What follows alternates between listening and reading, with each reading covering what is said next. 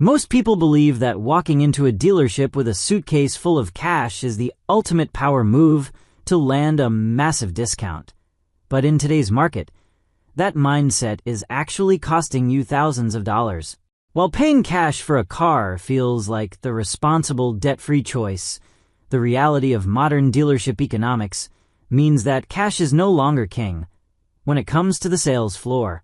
Dealerships today often make significantly more money from the financing office than they do from the actual sale price of the vehicle, which means they are incentivized to give the best price to borrowers, not cash buyers. In this video, we are going to break down the exact strategy smart investors use to flip the script on the dealership, using their own financing incentives against them to lower the purchase price, while still avoiding the long-term trap of high-interest debt. Whether you are a beginner looking for your first reliable ride or an advanced investor looking to optimize your capital, you will learn why you should never mention cash until the very end and how to leverage specific financing tactics to keep more money in your pocket and your portfolio. Part 1. The death of cash as leverage. The traditional advice that having a stack of $100 bills gives you the upper hand at a car dealership is a relic of the past that simply does not align with how modern automotive groups operate today. Decades ago, cash was a preferred method because it meant immediate liquidity for the dealer and no risk of a loan falling through. But the financial landscape has shifted toward a model where the vehicle itself is often a secondary source of profit. When you walk into a dealership and announce that you are a cash buyer right away, you are essentially telling the sales manager that they will be losing out on thousands of dollars in potential back-end revenue from finance reserves and interest markups. Consequently, the salesperson has very little incentive to drop the sale price of the car because they know there is no other way for the house to make money on the deal, often leading to a much firmer, higher sticker price for those who refuse to finance. Understanding the mechanics of this shift is vital for anyone looking to maximize their dollar, because the leverage has moved from the currency you hold to the contracts you sign. Modern dealerships are frequently owned by large, publicly traded corporations or massive regional groups that value the volume of loans generated just as much as the metal they move off the lot. Because banks pay dealerships a flat fee or a percentage of the interest rate for every loan they facilitate, a customer who finances is worth significantly more to the business than a customer who pays in full on day one. By insisting on paying cash, you are removing a massive piece of the profit pie from the table, which usually results in the dealer being much less flexible on the final sales price or the value of your trade-in, effectively charging you a premium for your desire to avoid debt. To take real action in this environment, you must stop viewing your cash as a negotiation tool and start viewing the financing process as a strategic entry point to a better price. The most effective way to handle a modern car purchase is to focus entirely on the out-the-door price, while letting the dealer believe you are open to their internal financing options. This allows them to see the potential for a high profit margin through interest, which often makes them willing to lower the actual purchase price of the vehicle to a level they would never offer to a cash buyer. Once the price is locked in writing and the contract is signed, you still maintain the power to pay off that loan almost immediately, but you will have done so at a lower base price than if you had led with your cash from the very beginning. Part 2. How dealerships really make money. To understand why paying cash hurts your negotiating power, you have to look at the modern dealership as a financing house that happens to sell cars on the side. In the past, the primary profit margin came from the front end, which is the difference between what the dealer paid for the car and the price they sold it to you for. Today, that margin has grown razor thin due to internet transparency and high competition, forcing dealerships to shift their entire business model to the back end. This back-end revenue is composed of financing reserves, service contracts, gap insurance, and other add-ons that are much easier to sell when they are rolled into a monthly payment. When a dealer secures a loan for you through one of their partner banks, the bank pays them a significant commission or allows them to mark up the interest rate, creating a massive stream of income that simply does not exist in a cash transaction. The financing office, often referred to as the finance and insurance department, is actually the most profitable square footage in the entire building.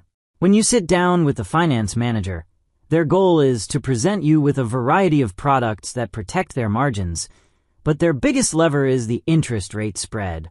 If a bank approves you for a 4% interest rate, the dealer might present you with a 5% rate and pocket the 1% difference as pure profit over the life of the loan.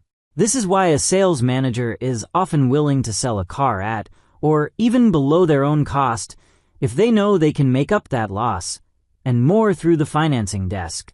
By removing this possibility from the equation with a cash offer, you are effectively asking the dealership to work for free or at a loss, which is why they will fight much harder on the sticker price of the car itself.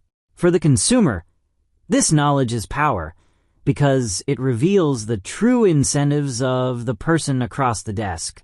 Dealerships are also incentivized by manufacturers to hit certain financing quotas, which can trigger massive quarterly bonuses for the entire franchise. These bonuses are often so large that the dealership is more concerned with the number of financed units they move than the individual profit on a single car. When you understand that the car is just a vehicle to deliver a loan, you can use that to your advantage by appearing to be the ideal profitable customer who will finance the purchase. This positions you to negotiate a much lower purchase price because the dealer is counting on the back-end profit that they expect to make from your loan, allowing you to secure a deal that a cash buyer would never be able to touch. Part 3. The financing bait and switch strategy.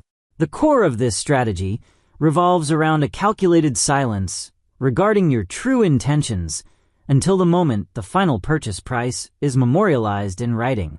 When you enter negotiations, you should focus entirely on the out-the-door price of the vehicle, which includes all taxes, documentation fees, and dealer markups, while allowing the salesperson to assume you will be utilizing their in-house financing.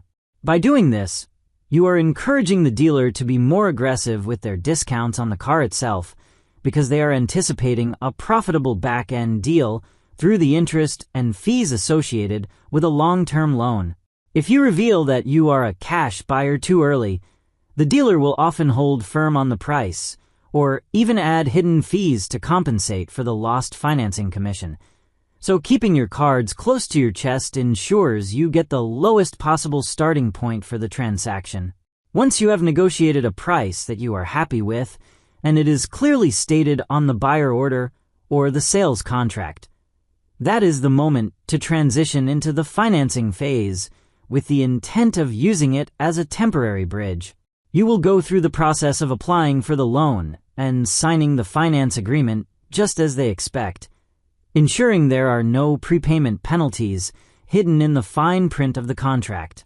In the United States, the vast majority of simple interest auto loans do not have these penalties, meaning you are legally allowed to pay off the entire balance whenever you choose without being charged extra. This allows the dealer to get their credit for a financed unit and potentially their commission, while you secure a purchase price that was subsidized by the dealer's expectation of long-term interest income that you never actually intend to pay. The final step in executing this bait and switch to your benefit is to wait for the loan to be fully processed and for your first billing statement to arrive, which usually takes about 2 to 4 weeks. At that point, you simply take the cash you had originally set aside for the car and use it to pay off the principal balance of the loan in one lump sum. While you may end up paying a few dollars in interest for that first month, that cost is negligible compared to the hundreds or even thousands of dollars you saved on the initial purchase price of the vehicle by appearing as a finance customer. This approach allows you to walk away with a paid-off car at a significantly lower total cost than the traditional cash buyer who tried to use their liquidity as leverage at the start of the negotiation. Part 4. Opportunity cost and the power of your capital. The decision to put $20,000 or $30,000 into a depreciating asset, like a car, is one of the most common ways that people stunt their long-term wealth-building potential without even realizing it. When you spend cash to buy a vehicle outright, you are locking that capital into a machine that begins to lose value the second you drive it off the lot, effectively killing the earning power of every dollar spent. From an advanced financial perspective, you have to consider what that same amount of money could achieve if it remained invested in the S&P 500, a high-yield savings account, or a real estate venture while you used a low-interest loan to cover the car. By understanding opportunity cost, you see that the true price of paying cash is not just the sticker price of the car, but the thousands of dollars in compound interest you are sacrificing over the next 5 to 10 years by not having that money working for you in the market. For intermediate investors, this concept is the bridge between simply saving money and actually growing it, because it changes how you view liquidity and leverage. Even if you choose to follow the strategy of paying off the loan quickly to avoid interest, the timing of that payment allows you to keep your cash in a liquid, interest-bearing environment until the very last moment. Maintaining a high level of liquidity gives you the flexibility to pivot if a better investment opportunity arises or if an unexpected financial emergency occurs, whereas cash tied up in a car is extremely difficult and expensive to claw back.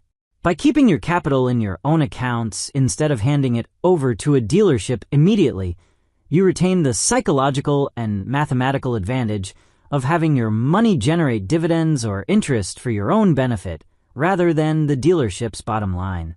Taking action on this information means running the numbers on your specific situation to see where your capital serves you best.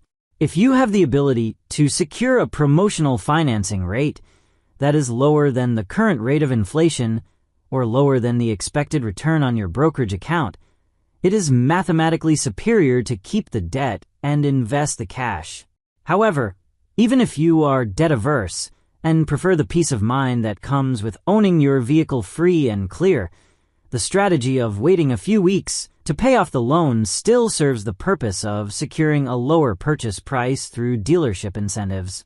The goal is to always ensure that your capital is positioned where it provides the highest utility, whether that is through direct investment returns or by being used as a temporary bait to lower the cost of the liabilities you choose to acquire. Part 5. The Step-by-Step Execution Guide. The first phase of executing this strategy starts long before you set foot on the dealership lot by securing a pre-approval from your own bank or a local credit union. This gives you a baseline interest rate and a clear understanding of your creditworthiness, which serves as your safety net during the negotiation. When you arrive at the dealership, your primary objective is to keep the conversation focused entirely on the selling price of the car and the trade-in value if applicable. You should politely deflect questions about how you intend to pay by stating that you are flexible and want to agree on a fair price for the vehicle first. This forces the salesperson to work on the margin of the car itself, while they still believe there is a high probability of making a profit through their internal financing department. Once you have reached a written agreement on the out-the-door price, you proceed to the finance and insurance office to review their loan terms. You must carefully examine the contract to ensure it is a simple interest loan and explicitly confirm with the finance manager that there are no prepayment penalties or early exit fees. Even if the interest rate they offer is higher than your pre-approved rate, you can move forward with their financing because your goal is to capture the lower purchase price they offered based on that loan. Sign the documents and drive the car home. But do not make any major changes to the loan until you receive your first official welcome packet or billing statement from the lender, which confirms that the account is active and the dealership has received their funding.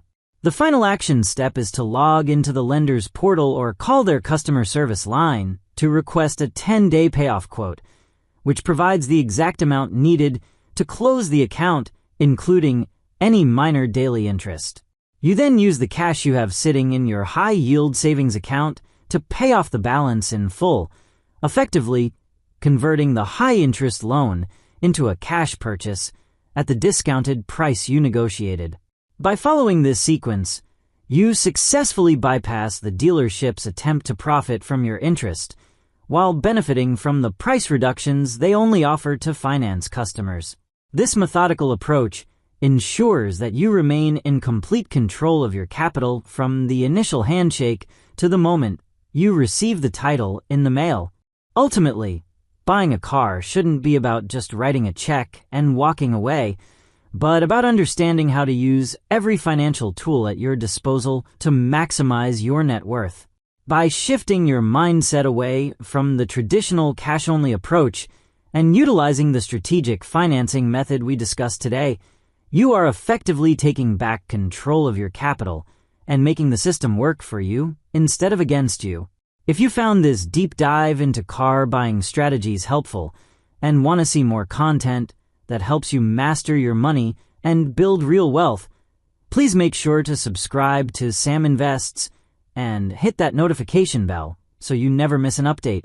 I would love to hear from you in the comments below, so please drop a comment with the phrase leverage over cash if you are ready to start playing the game smarter on your next purchase.